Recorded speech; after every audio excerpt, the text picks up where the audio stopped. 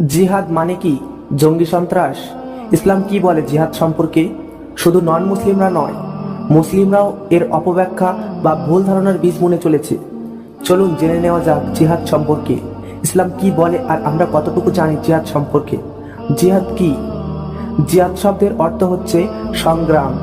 কোনো নির্দিষ্ট উদ্দেশ্য লাভের জন্য সমগ্র শক্তি নিয়োগ করাকে বোঝানো হয়।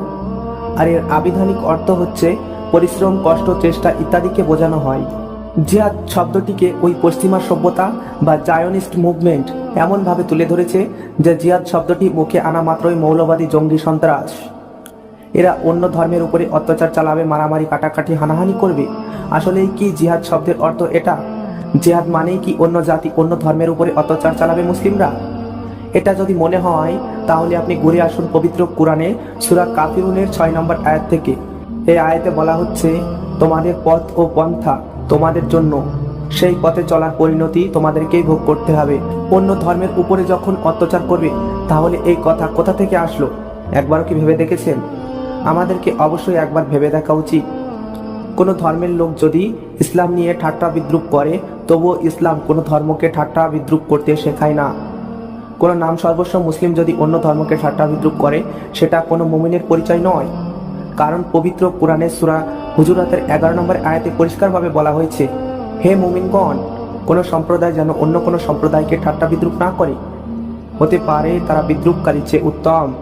তাহলে আপনি বলুন, ইসলাম কি কোনো ধর্মকে ঠাট্টা বিদ্রুপ করতে শেখাচ্ছে? না, ইসলাম কখনো এটা শেখাতে পারে না।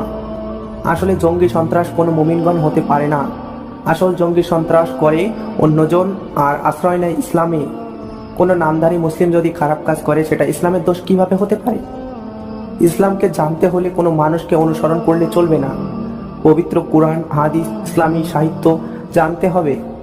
জিহাদ মানে যদি আপনি শুধু যুদ্ধ, কাটাকাটি, মারামারি, হানাহানি বোঝেন, তাহলে আপনি আরবি স্টাডি করুন। যুদ্ধকে আরবিতে হার্ব বা কিতল বলা হয়, আর এখানে জিহাদ শব্দটি ব্যবহার করা হয়েছে। ইসলাম ধর্মে জিহাদ শব্দটি ব্যাপক অর্থ বহন করে। সংক্ষেপে বলা যায়, সমগ্র মানবজাতির সমাজ ব্যবস্থার আমূল পরিবর্তন সাধন করে ঢেলে সাজানোর লক্ষ্যে চেষ্টা, সংগ্রাম ও চূড়ান্ত শক্তি প্রয়োগের নামই হলো জিহাদ। পবিত্র কোরআনে জিহাদের কথা মোট 4 বার বলা হয়েছে।